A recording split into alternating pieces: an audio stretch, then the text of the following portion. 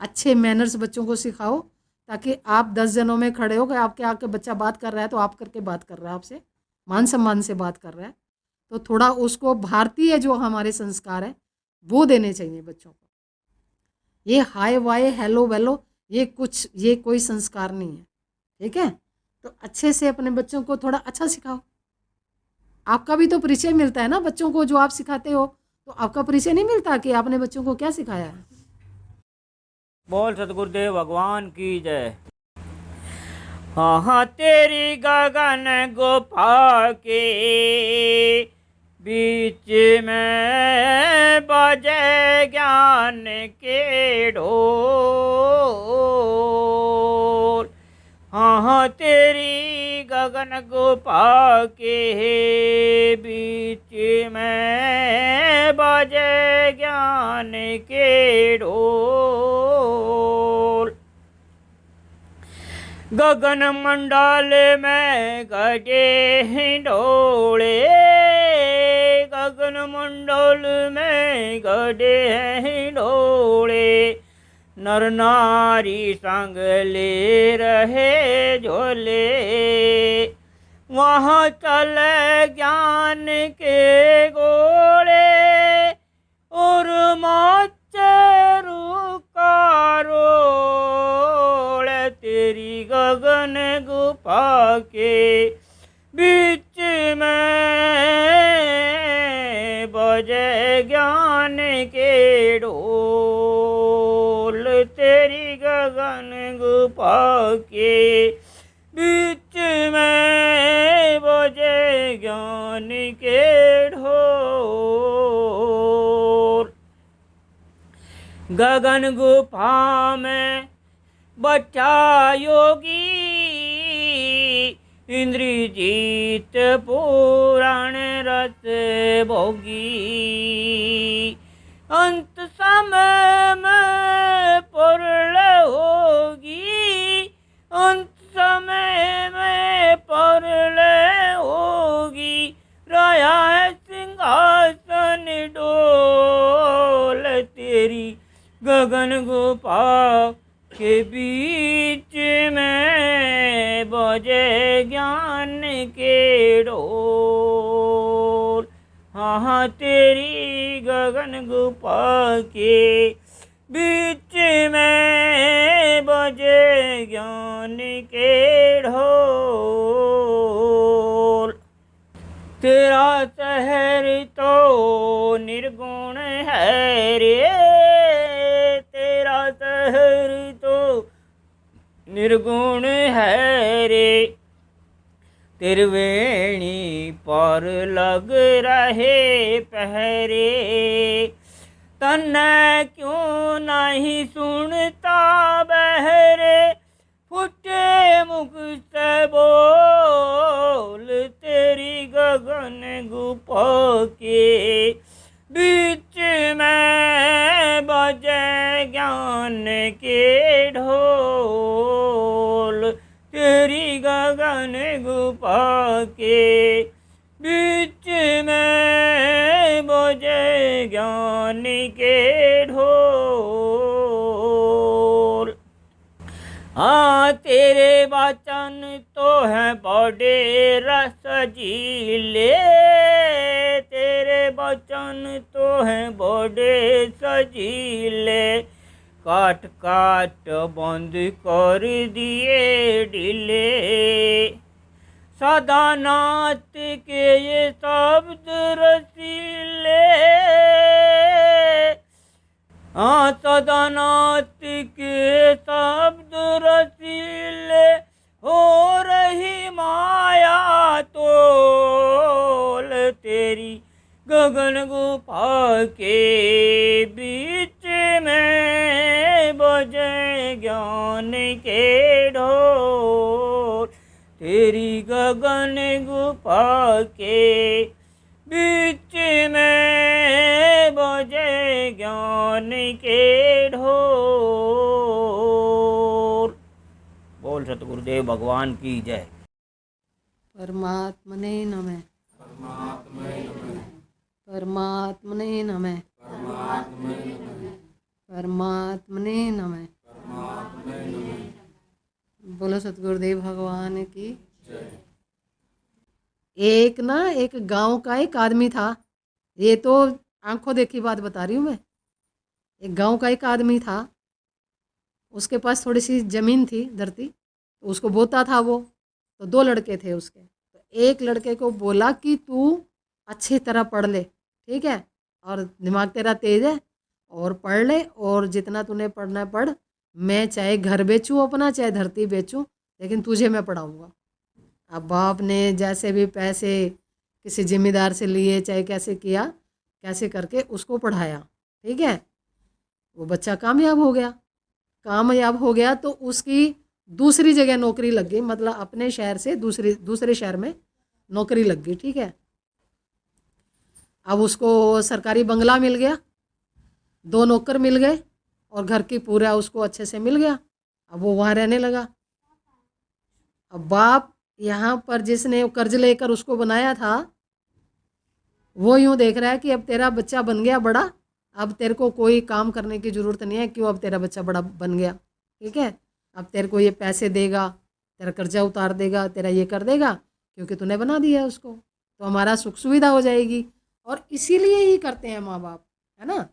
तो अब वो तो गरीब था गांव का, आप समझते हो जिम्मेदार क्या चीज़ होती है, वो भी गरीब छोटे लेवल पर। तो वो जैसे कलेक्टर हो गया, उसको 3-4 नौकर मिल रहे थे, घर के अंदर पूरी व्यवस्था थी। तो उसने क्या किया कि बाप को बिना बताए शादी कर ली। और बाप तो वहाँ पर देखो बैठा बाट देख रहा है, शादी कर ली। तो उसने मतलब किसी के थ्रू मैसेज भेजा कि भाई हमने यहाँ से कर्ज लेके तेरे को पढ़ाया था, कि थोड़ा सा इनको चुका दे पैसे, दिन रात ये लोग चक्कर निकालते हैं यहाँ पे, तो मुझे अच्छा नहीं लगता। तो वो ये बोला कि हाँ भेज दूंगा। तो बाप को थोड़ी तसल्ली हो जाती, भी भेज देगा, ठीक है। काफ़ी टाइम बीत गया, काफ़ी टाइम बीत गया। तो वो जो है वो तो अपना ऐश कर रहा है, क्यों, नौकर मिल रहे हैं, घर में बीवी है, अपना नौकरी की, अपना घूमने फिरना। अब बाप को कौन देखता था, परेशानी तो वहाँ हो रही है ना। तो एक दिन बाप ने सोचा कि चल अपने वो बेटे से मैं वहीं चला जाऊँ, वो नहीं आ रहा तो वहीं चला जाऊँ, और जाके उसको मिल के आऊँ, तो पूछ के आऊँ क्या हाल चाल। तो फिर पहले कोई लोग ऐसे फ़ोन वोन की सुविधा भी नहीं थी कि एकदम फटाफट बात हो जाती थी, ऐसी सुविधा भी नहीं थी गांव में। तो वो जैसा था जिम्मेदार था, ऐसे ही चला गया। पहले के जिम्मेदार ऐसे ही चले जाते थे ना, तो ऐसे ही चला गया। अब गया तो कपड़े तो मैले ही थे, और वो था कलेक्टर, समझ रहे हो बात। वो वहाँ पहुँच गया। अब वहाँ पहुँचा तो अब बंगले में कौन घुसने थे, बाहर वो गेट पर थे 2-3 चौकीदार। वो बोले बाबा कहाँ जाना है तेरे को, ये बोला मेरे को तो अंदर जाना है। बोला अंदर नहीं जा सकता, तू बाहर चल। वो शक्ल देख रहे थे कि भी ये बोला मैं जो तुम्हारा कलेक्टर है ना, उसका पापा हूँ, उसका बाप हूँ मैं, मुझे उससे मिलना है। धक्के मार के बाहर निकाल दिया। कह रहे तू उसका बाप कैसे हो सकता है। बच्चे की पर्सनैलिटी देखी होगी ना, कि बच्चे की पर्सनैलिटी क्या है और बाप की पर्सनैलिटी क्या है। तो अब शाम तक वो बाहर बैठा, इतनी दूर से गया था, ना पानी ना चाय कुछ नहीं, बाहर बैठा गेट के अंदर, कोई घुसने ना दे। तो शाम को गाड़ी से उतरे नवाबजादे, जिनका फादर था, वो उतरा तो 2 चौकीदारों ने सलूट मारा उसको, क्यों, वो तो मालिक है ना वहाँ का। तो वो बैठा था बाहर, वो भी उठ के आया कि अपने बच्चे से मिलूं। उसको देखा और इग्नोर करके अंदर चला गया, देखा ही नहीं। और फिर वो चला गया, अंदर चला गया। बाप ने कहा कि ये तो कमाल हो गया भाई, तो मेरा बेटा है, मुझे ही नहीं पहचान रहा है। मैं इतने दिन से मैसेज भेज रहा हूँ ये करने के लिए, वो मैंने इतना बड़ा बनाया इसे, तो ये तो बिना पहचाने ही अंदर चला गया। फिर अंदर गया, कपड़े वपड़े बदले, कपड़े बदल के उस चौकीदार को बोला चाय बनाओ। तो वो चाय वाय बनाने लग गए। कह रही बोले बाहर मत आना, मैं थोड़ा घूम रहा हूँ, घूम लूँ थोड़ा। कलेक्टर वो बाहर आया और उसका फादर बैठा था गमले, वो बाहर बैठा था, उसके दरवाजे के बाहर बैठा था, नीचे घास में बैठा था। और उसको बोला कि आज तो आ गए तुम यहाँ, आगे से मत आ जाना, क्योंकि मेरी उसमें शान में फ़र्क पड़ता है।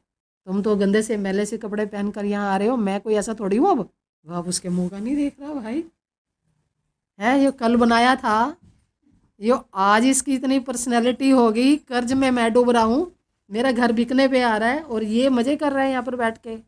एक जूता उतारा पैर में से, ये बोला चल तेरे को मैं बनाता हूँ कलेक्टर अभी तेरा। अंदर हो लिया उसके साथ धक्का मार के, चल अंदर चल, तेरे चौकी ये जो रख रखे हैं ना, चल वहाँ देखता हूँ तुझे।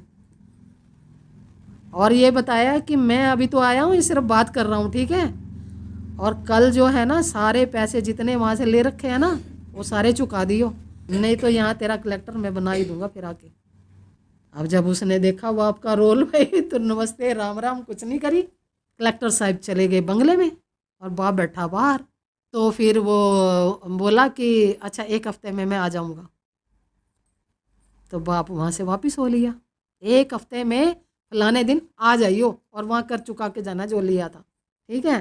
तो 1 हफ्ते के बाद अपनी बीवी को लेकर पहुँचा घर पर। अरे ये कौन है, ये बीवी? ये बोला मैंने तो ब्याह कर लिया। तूने ब्याह कर लिया हमारे से पूछे बगैर? बोला हाँ कर लिया मैंने तो ब्याह। अब ये देखो, आप यहाँ देखो कि क्या कहानी है भाई, ये है बना लो बच्चों को नवाबजादा। तो बच्चे को देखा है।